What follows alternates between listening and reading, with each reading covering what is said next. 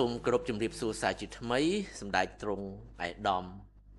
លោកជំទាវអស់លោកស្រីបងប្អូនអ្នកសារព័ត៌មាននិងជនរួមជាតិទាំងក្នុងនិងក្រៅប្រទេសជាទីគោរពនិងជាទីរាប់អានបាទពេលនេះក្រុមអ្នកនាំពាក្យរបស់យើងវិលមកជួបបងប្អូនយើងសាជាថ្មីហើយនាំយកមកនៅព័ត៌មានថ្មីដើម្បីចែករំលែកជូនបងប្អូនជនរួមជាតិទាំងក្នុងនិងក្រៅប្រទេសបានជ្រាបពាក់ព័ន្ធទៅនឹងការវិវត្តស្ថានភាព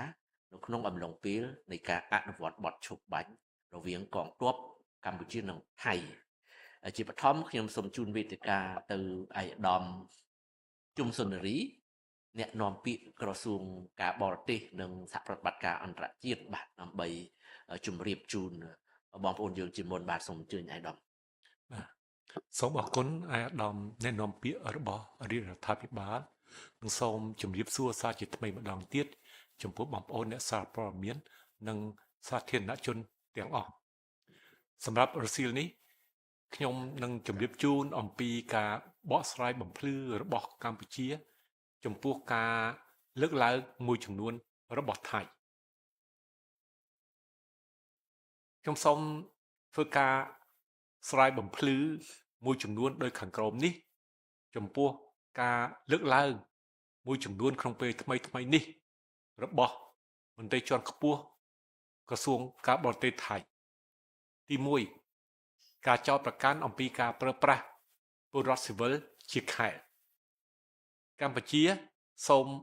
បដិសេធយ៉ាងម៉ឺងម៉ាត់ចំពោះការលើកឡើងថាកម្ពុជាបានប្រើប្រាស់ពលរដ្ឋស៊ីវិលធ្វើជាខែលការចោទប្រកាន់នេះពុំមានមូលដ្ឋានហើយក៏មិនឆ្លុះបញ្ចាំងអំពីការពិតដែលកើតមានឡើងដែលក្នុងនោះពលរដ្ឋស៊ីវិលកម្ពុជា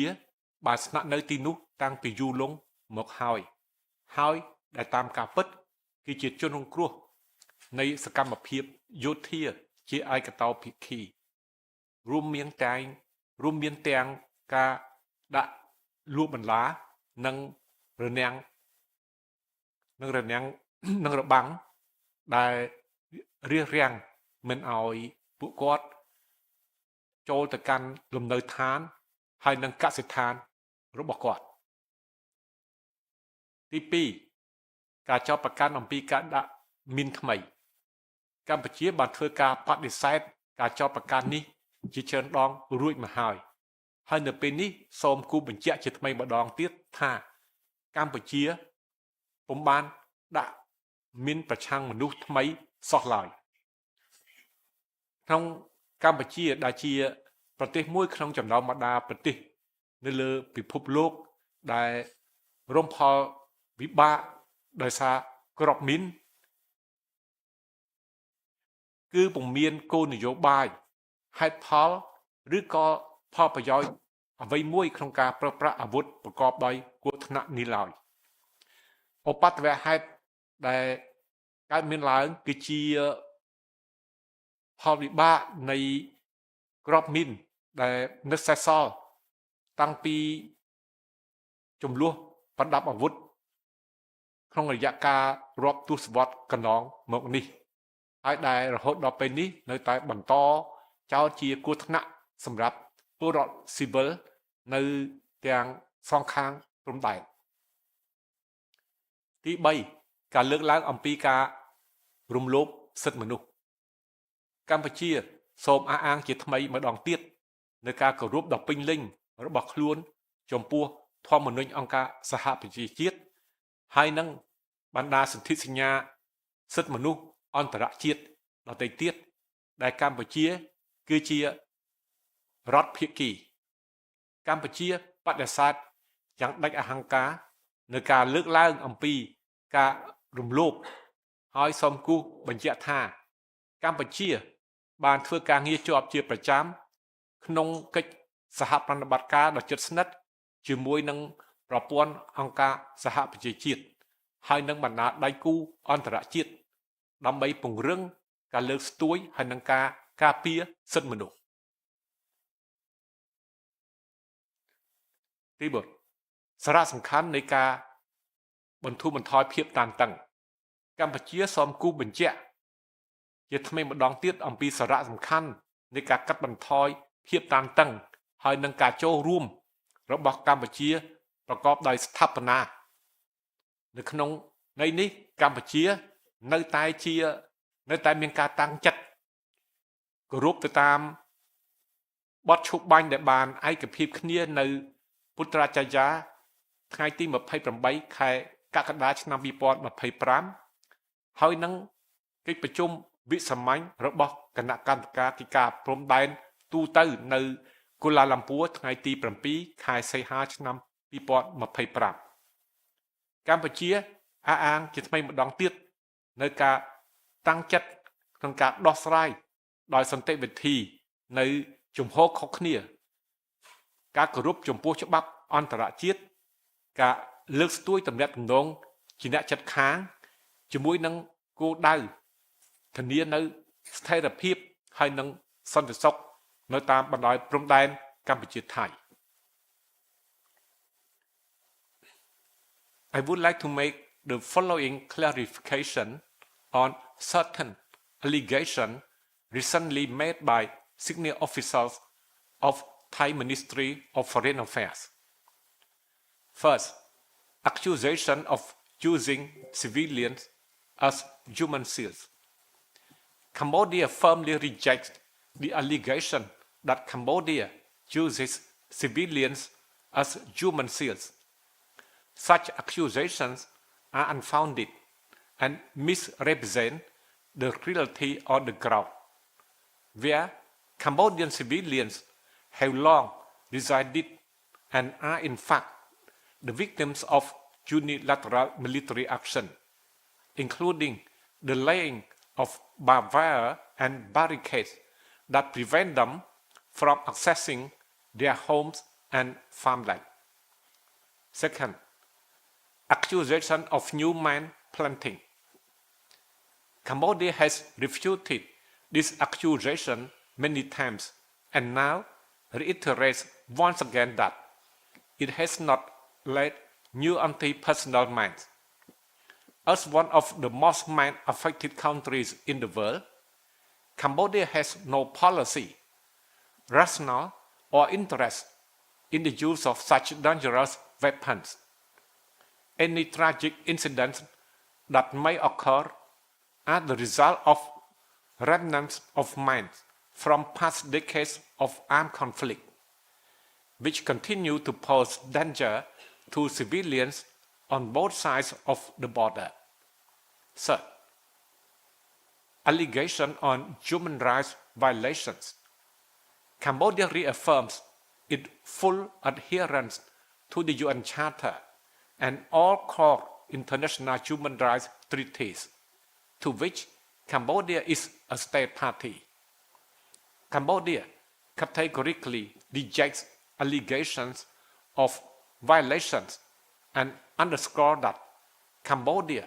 has consistently worked in close cooperation with the United Nations system and international partners to strengthen the promotion and protection of human rights. Fourth, importance of de-escalation. Cambodia underscores the importance of de-escalation and constructive engagement. In this regard, Cambodia remains committed to the ceasefire agreed in Putrajaya on 28 July 2025 and the extraordinary meeting of General Border Committee in Kuala Lumpur on 7 August 2025. Cambodia reaffirms its commitment to peaceful settlement of differences, respect for international law, and the promotion of neighborly relations, with a view to ensuring stability and security along the Cambodia-Thailand border. Thank you. បាទអាយដាមសូមអរគុណចំពោះការបញ្ជាក់ជំហរកម្ពុជាសាជាថ្មីចែកជូនបងប្អូនយើងជ្រាបបាទពាក់ព័ន្ធទៅនឹងការចោទប្រកាន់មួយចំនួនបាទរបស់ភិក្ខុថៃហើយជាបន្តខ្ញុំសូមជូនវេទិកាជូនលោកជំទាវឧត្តមសេនីយ៍ឯកម៉ាលីសុជាតា អ្នកនាំពាក្យក្រសួងការពារជាតិសូមជឿលោកជំទាវបាទ ចាសសូមគោរពអរគុណនិងសូមជម្រាបសួរដល់សាធារណជននិងអ្នកសារព័ត៌មានទាំងអស់នៅថ្ងៃនេះមានខ្ញុំសូមធ្វើបច្ចុប្បន្នភាពអំពីសភាពការជួបមុខគិតចាប់តាំងពីវេលាម៉ោង 6:00 នាទីព្រឹកថ្ងៃទី28 ខែសីហាឆ្នាំ 2025 ដល់វេលាម៉ោង 3:00 នាទីរសៀលសភាពការជួបមុខតាមបន្ទាត់ព្រំដែនយុទ្ធភូមិភាគទី 4 និងយុទ្ធភូមិភាគទី 5 ខេត្តព្រះវិហារខេត្តឧត្តរមានជ័យនិងខេត្តបន្ទាយមានជ័យមានសភាពស្ងប់ស្ងាត់និងមិនទាន់មានសភាពការវិវត្តថ្មីនៅឡើយទេកងកម្លាំងរបស់យើងតាមដានដោយយកចិត្តទុកដាក់យ៉ាងខ្ជាប់ខ្ជួនបំផុតនិងកំពុងបំពេញតួនាទីរបស់ខ្លួនជាមួយស្មារតីប្រុងប្រយ័ត្នខ្ពស់ដើម្បីការពារអធិបតេយ្យនិងមោទនភាពទឹកដីឲ្យខាងតែបានកងកម្លាំងកម្ពុជាគោរពយ៉ាងម៉ឺងម៉ាត់និងអនុវត្តយ៉ាងខ្ជាប់ខ្ជួននៅបទឈប់បាញ់ដែលបានសម្រេចកាលពីថ្ងៃទី28ខែកក្កដាឆ្នាំ2025និងគោលការណ៍ឯកភាពទាំង13ចំណុចនៅក្នុងកិច្ចប្រជុំវិសាមញ្ញគណៈកម្មាធិការព្រំដែនទូតកម្ពុជាថៃ GBC កាលពីថ្ងៃទី7ខែសីហាឆ្នាំ2025ដែលមានការចូលរួមសង្កេតការណ៍ពីសំណាក់ប្រទេសម៉ាឡេស៊ីសហរដ្ឋអាមេរិកនិងសាធារណរដ្ឋប្រជាមានិតចិនចំណុចទី2ចំពោះឧបទ្ទវហេតុនៃការផ្ទុះមីនបណ្ដាលឲ្យកងទ័ពថៃរងរបួសក្រសួងការពារជាតិសូមគូសបញ្ជាក់សារជាថ្មីថាកម្ពុជាមិនបានប្រើប្រាស់និងមិនបានដាក់គ្រាប់មីនថ្មីឡើយនិងប្រកាន់ខ្ជាប់នៅគោលការណ៍គោរពអនុសញ្ញាអូតាវ៉ាដែលកម្ពុជាជារដ្ឋភាគីនៃអនុសញ្ញាហាម5ការប្រើប្រាស់មីនប្រឆាំងមនុស្សនេះជាមួយគ្នានេះកម្ពុជាក៏ធ្លាប់បានជម្រាបជូនភាគីថៃនិងសហគមន៍អន្តរជាតិជាច្រើនដងរួចមកហើយថានៅតាមបណ្ដោយព្រំដែនក្នុងទឹកដីកម្ពុជាគឺនៅមានគ្រាប់មីនជាច្រើនដែលបន្សល់ទុកពីសម័យសង្គ្រាមស៊ីវិលកម្ពុជាសូមគូសបញ្ជាក់យ៉ាងម៉ឺងម៉ាត់និងច្បាស់លាស់បំផុតនៅការបដិញ្ញាចិត្តឥតងាករេរបស់ខ្លួនក្នុងការគោរពនិងអនុវត្តយ៉ាងខ្ជាប់ខ្ជួននៅបទឈប់បាញ់ដែលបានសម្រេចកាលពីថ្ងៃទី28ខែកក្កដាឆ្នាំ2025និងគោលការណ៍ឯកភាពទាំង13ចំណុចនៅក្នុងកិច្ចប្រជុំវិសាមញ្ញគណៈកម្មាធិការព្រំដែនទូតកម្ពុជាថៃ GBC កាលពីថ្ងៃទី7ខែសីហាឆ្នាំ2025កម្ពុជាសូមអំពាវនាវឲ្យភាគីថៃគោរពនៅលក្ខខណ្ឌនៃកិច្ចព្រមព្រៀងបទឈប់បាញ់ព្រមទាំងស្មារតីនិងការឯកភាពគ្នានៅក្នុងកិច្ចប្រជុំវិសាមញ្ញគណៈកម្មាធិការព្រំដែនទូតកម្ពុជា GBC ដែលថាភាគីទាំងពីរបានព្រមព្រៀងគ្នារក្សាកម្លាំងយោធារបស់ខ្លួននៅក្នុងទីតាំងបច្ចុប្បន្នដោយមិនអនុញ្ញាតឲ្យផ្លាស់ទីហួសពីទីតាំងដែលខ្លួនបានឈរជើងក្នុងពេលកិច្ចព្រមព្រៀងបទឈប់បាញ់បានចូលជាធរមាននៅម៉ោង 12 រំលងអាធ្រាត្រថ្ងៃទី28ខែកក្កដាឆ្នាំ2025ឡើយភាគីទាំងពីរមិនត្រូវចល័តកងទ័ពរបស់ខ្លួនរាប់បញ្ចូលទាំងការដើរល្បាតទៅលើទីតាំងរបស់ភាគីម្ខាងទៀតឡើយលើពីនេះទៀតកម្ពុជាបានប្រកាន់ខ្ជាប់និងអនុវត្តតាមស្មារតីដែលភាគីទាំងពីរបានឯកភាពគ្នាក្នុងកិច្ចប្រជុំវិសាមញ្ញគណៈកម្មាធិការព្រំដែនថ្នាក់យុទ្ធភូមិភាគកម្ពុជាថៃ RBC នាពេលកន្លងមកជាពិសេសកិច្ចប្រជុំវិសាមញ្ញថ្នាក់យុទ្ធភូមិភាគរវាងយុទ្ធភូមិភាគទី 4 កម្ពុជានិងបញ្ជាការដ្ឋានកងទ័ពភូមិភាគទី 2 ថៃដែលទើបតែបញ្ចប់នៅថ្ងៃទី27ខែសីហាឆ្នាំ2025ម្សិលមិញនេះភាគីទាំងពីរបានឯកភាពគ្នាបង្កើនជំនឿទុកចិត្តសម្ដៅកាត់បន្ថយភាពតានតឹងនិងរក្សាសន្តិភាពនៅតាមបណ្ដោយព្រំដែនដោយប្រើប្រាស់យន្តការផ្សេងដើម្បីដោះស្រាយបញ្ហាដោះស្រាយភាពខុសគ្នាដោយសន្តិវិធីនិងបញ្ជៀសការប៉ះទង្គិចគ្នាក្នុងស្មារតីភាពជាអ្នកជិតខាងល្អមិត្តភាពនិងសាមគ្គីភាពនិងប្រសិនបើមានបញ្ហាអ្វីត្រូវរួមគ្នាដោះស្រាយតាមយន្តការដែលមានស្រាប់ក្នុងន័យនេះកម្ពុជាស្នើឲ្យភាគីថៃអនុវត្តដូចគ្នានៅស្មារតីនេះកម្ពុជាសូមគូសបញ្ជាក់សារជាថ្មីនៅគោលជំហរដោះស្រាយបញ្ហាដោយសន្តិវិធីស្មោះត្រង់ស្របតាមច្បាប់អន្តរជាតិធម្មនុញ្ញអង្គការសហប្រជាជាតិនិងធម្មនុញ្ញអាស៊ានចំណុចទី3នៅថ្ងៃនេះផងដែរនាងខ្ញុំសូមអនុញ្ញាតលើកនៅចំណុចមួយក្នុងចំណោមចំណុចផ្សេងទៀតនៃខ្លឹមសារ គោលការណ៍ឯកភាពទាំង13ចំណុចនៅក្នុងកិច្ចប្រជុំវិសាមញ្ញគណៈកម្មាធិការព្រំដែនទូទៅកម្ពុជាថៃ GBC កាលពីថ្ងៃទី7ខែសីហាឆ្នាំ2025សម្រាប់នៅទីក្រុងកូឡាឡាំពួរជាការគូបញ្ជាក់ពីការបដិញ្ញាចិត្តរបស់កម្ពុជានិងជាការរំលឹកដល់អ្នកពាក់ព័ន្ធផងដែរក្នុងការគោរពនិងអនុវត្តឲ្យបានខ្ជាប់ខ្ជួននិងពេញលេញចំណុចនោះគឺភាគីទាំងពីរបានព្រមព្រៀងមិនផ្សព្វផ្សាយឬចែករំលែកព័ត៌មានមិនពិតឬព័ត៌មានคล้ายៗណាមួយដើម្បីបន្ធូរបន្ថយភាពតានតឹងកាត់បន្ថយផលប៉ះពាល់អវិជ្ជមានទៅលើសតិអារម្មណ៍របស់សាធារណជននិងបង្កើតបរិយាកាសអំណោយផលដល់កិច្ចសន្ទនាប្រកបដោយសុខសន្តិភាពកម្ពុជាមិនគាំទ្រជាដាច់ខាតចំពោះការផ្សាយព័ត៌មានមិនពិតឬចែករំលែកព័ត៌មានមិនពិតឬផលិតព័ត៌មានคล้ายៗណាមួយព្រោះទង្វើទាំងអស់នេះមិនបានជួយដល់ការបន្ធូរបន្ថយភាពតានតឹងនិងជួយកាត់បន្ថយផលប៉ះពាល់អវិជ្ជមានទៅលើសតិអារម្មណ៍របស់សាធារណជនប៉ុណ្ណោះទេនិងថែមទាំងមិនបង្កើតបរិយាកាសអំណោយផលដល់កិច្ចសន្ទនាប្រកបដោយសុខសន្តិភាពបន្ថែមទៀតចំណុចទី4កម្ពុជាក៏បន្តអំពាវនាវឲ្យភាគីថៃអនុវត្តទៅតាមកិច្ចព្រមព្រៀងខាងលើដោយប្រគល់មកឲ្យកម្ពុជាវិញនៅកងកម្លាំងរបស់យើងទាំង18នាក់ដើម្បីឲ្យពួកគាត់អាចវិលត្រឡប់មកជួបជុំក្រុមគ្រួសាររបស់គាត់ដែលទន្ទឹងរង់ចាំទាំងថ្ងៃទាំងយប់សូមគូបញ្ជាក់ផងដែរថាទាហានថៃបានចូលមកចាប់ខ្លួនកងកម្លាំងរបស់កម្ពុជាដោយខុសច្បាប់ក្រោយបទឈប់បាញ់ចូលជាធរមានភ្លាមកាលពីព្រឹកថ្ងៃទី29ខែកក្កដាឆ្នាំ2025គិតមកដល់ពេលនេះមានរយៈពេល30ថ្ងៃ8ម៉ោងនិង10នាទីគិតត្រឹមវេលាម៉ោង4:00នាទីរសៀលថ្ងៃទី28ខែសីហាឆ្នាំ2025នេះក្រសួងការពារជាតិនិងកងយោធពលខេមរៈភូមិន្ទព្រមទាំងសហគមន៍អន្តរជាតិនឹងបន្តទាមទាររហូតដល់ភាគីថៃបំពេញកាតព្វកិច្ចរបស់ខ្លួនស្ថិតក្រោមច្បាប់អន្តរជាតិហើយយើងនឹងមិនទុកសមាជិកក្រុមគ្រួសារយើងណាម្នាក់ចោលឲ្យឯកោជាដាច់ខាតការអនុវត្តបទឈប់បាញ់បានពេញលេញរបស់ភាគីទាំងសងខាងនឹងធ្វើឲ្យបរិយាកាសមានភាពអំណោយផលឆ្ពោះទៅការនាំមកវិញនៅសន្តិភាពស្ថិរភាពនិងប្រក្រតីភាពនៃទំនាក់ទំនងរវាងប្រទេសទាំងពីររដ្ឋាភិបាលកងទ័ពនិងប្រជាជនកម្ពុជា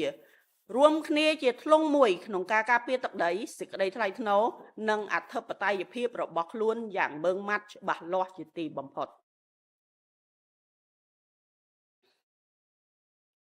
This afternoon, I would like to provide some updates following the coming into force of the ceasefire between Cambodian and Thai armed forces on July 28, 2025, and after the extraordinary meeting of the GBC was concluded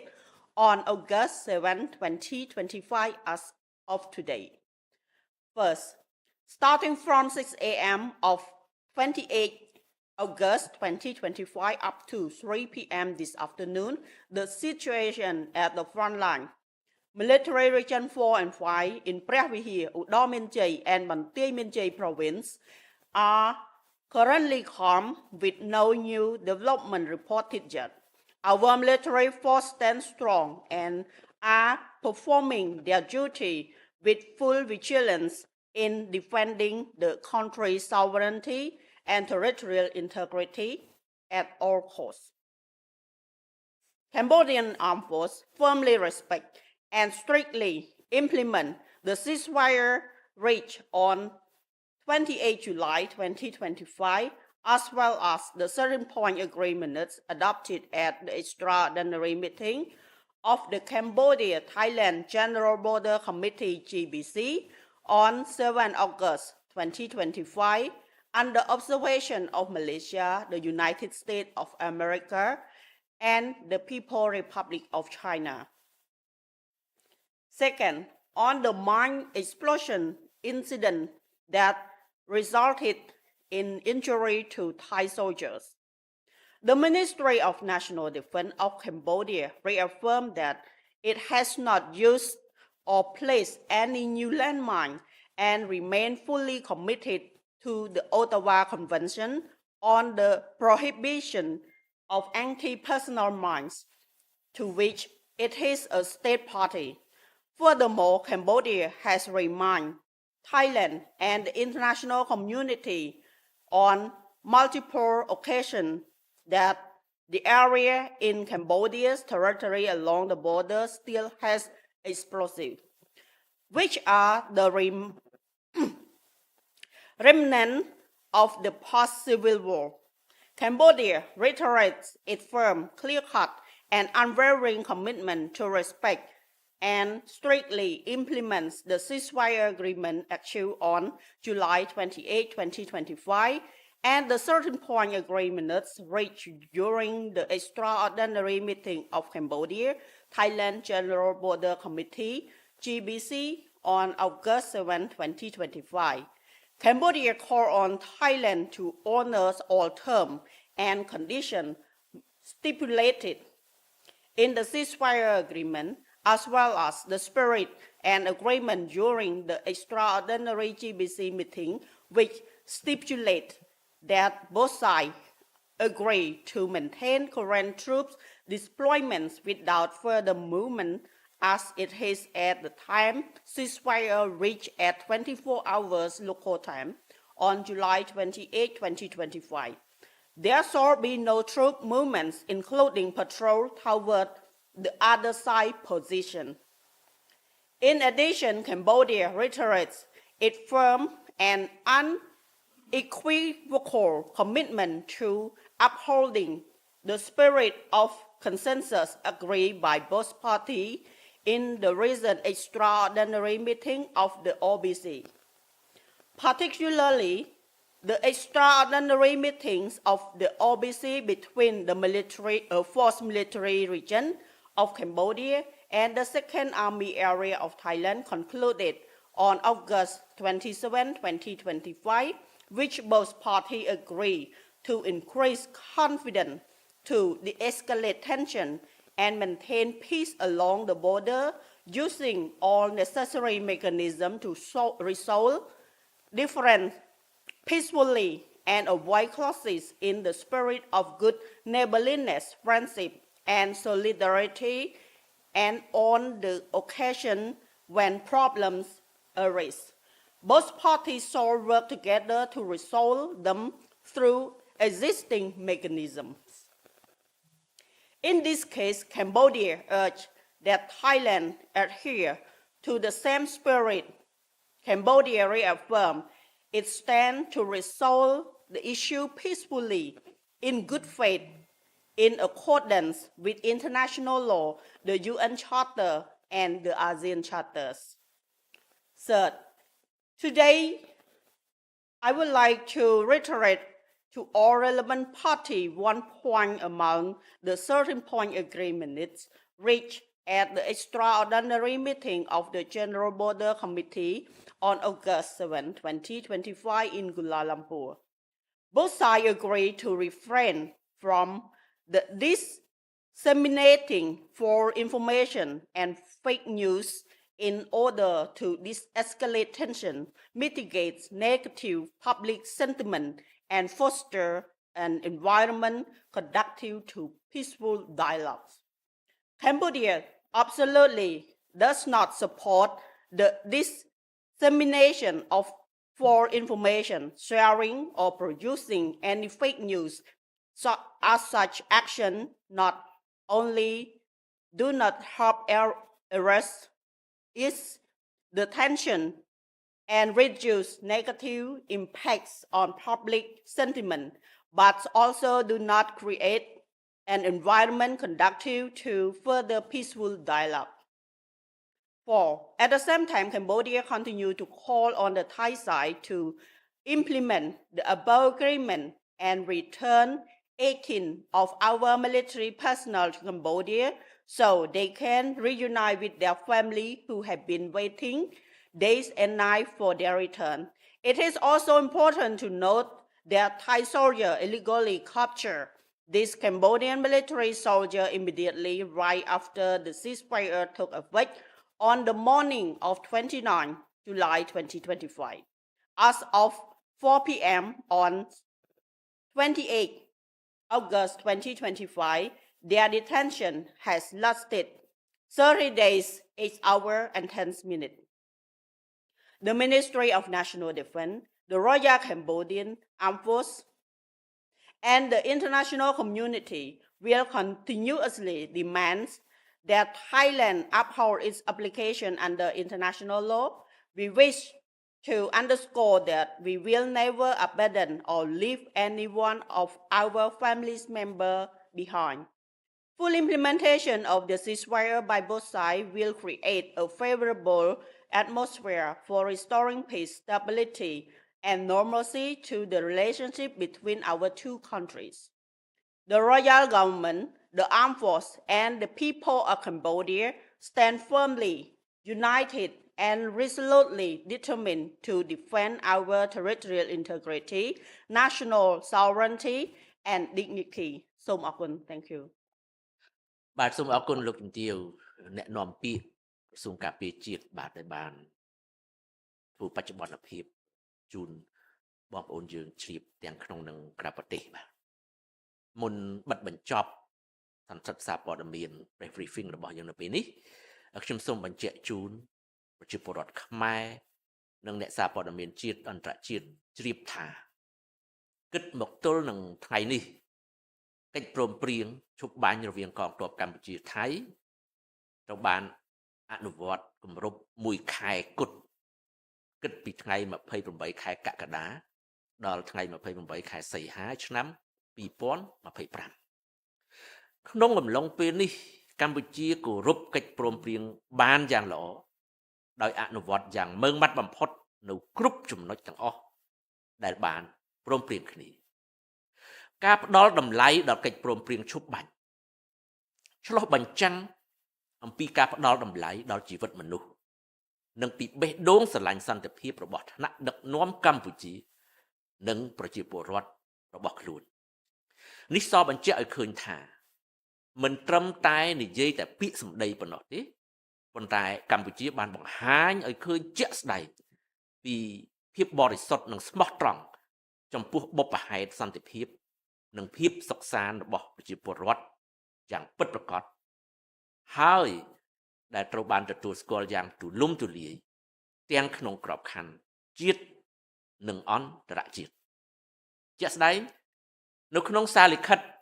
ផ្ញើជូនសម្ដេចមហាបវរធិបតីហ៊ុនម៉ាណែតនាយករដ្ឋមន្ត្រីនៃប្រជាណាចក្រកម្ពុជា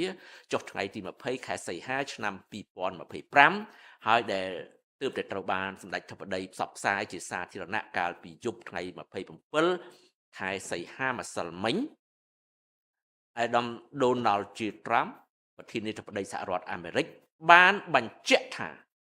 សម្ដេចធិបតីគឺជាថ្នាក់ដឹកនាំឆ្នើមមួយរូបដែលផ្ដល់តម្លៃលើជីវិតមនុស្សនិងស្រឡាញ់សន្តិភាព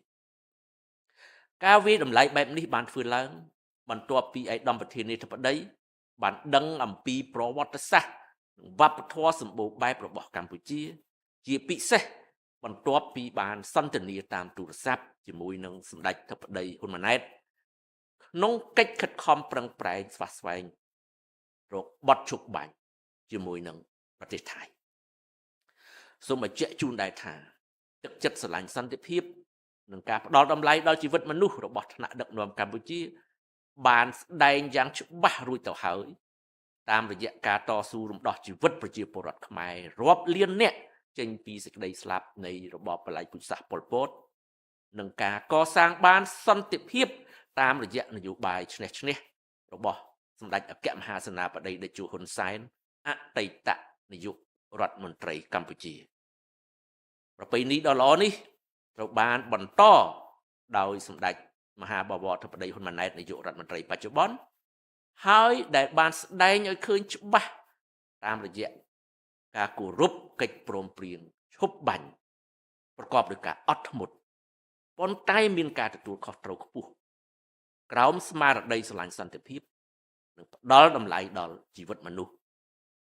ពិតដូចការវិតម្លៃរបស់ឯកឧត្តមប្រធានាធិបតី Donald Trump ហើយនឹងមេដឹកនាំបរទេសជាច្រើនទៀត Good afternoon, member of the press and all. As of today, the ceasefire agreement between the Cambodian and Thai armed forces turned exactly 1 month from July 28 to August 28, 2025. During this period, Cambodia has diligently respected and fully implemented all the terms of the agreement, and the value placed on the ceasefire reflect the profound regard of human life, as well as the compassionate pacifist mindset of Cambodia leadership and its citizens. This is demonstrated by actions that go beyond words. Cambodia has shown its sincere and faithful commitment to peace and the well-being of its people. This is what makes the pacifist heart of Cambodia leadership widely acknowledged both domestically and internationally. For instance, in a letter from President Donald J. Trump addressed to Samdech Mahabawatapday Hunmanet Prime Minister of Cambodia, dated August 20, 2025, which was publicly announced by Samdech Tapadai just yesterday, the President of the United States highlighted that Samdech Tapadai Prime Minister is a strong leader who values human life and appreciates peace. The positive assessment was made after the President learned about Cambodia's long and storied history, especially following the telephone conversation with Cambodian Prime Minister in his genuine effort to call for a ceasefire with Thailand. It is important to note that Cambodia's love for peace and value human life are clearly verified through the sacrifices made by Samdech Techo Hun Sen, former Prime Minister, who fought to liberate and save the life of millions of Cambodian people from genocidal regime. Moreover, Samdech Techo Hun Sen has successfully attained hard-earned peace for our motherland through win-win policy. This splendid tradition has been continued by Samdech Tapadai Prime Minister, who has validated with his unwavering commitment to respecting the ceasefire agreement with patience and high responsibility under the spirit of pacifism and valuing human life, as reflected in the assessment made by President Donald J. Trump, as well as many other foreign leaders. Thank you for your attention. បាទកម្មវិធីរបស់យើងបានដល់ទីបញ្ចប់តែប៉ុណ្ណេះយើងខ្ញុំទាំង3នាក់សូមអរគុណសូមគោរពលាបាទ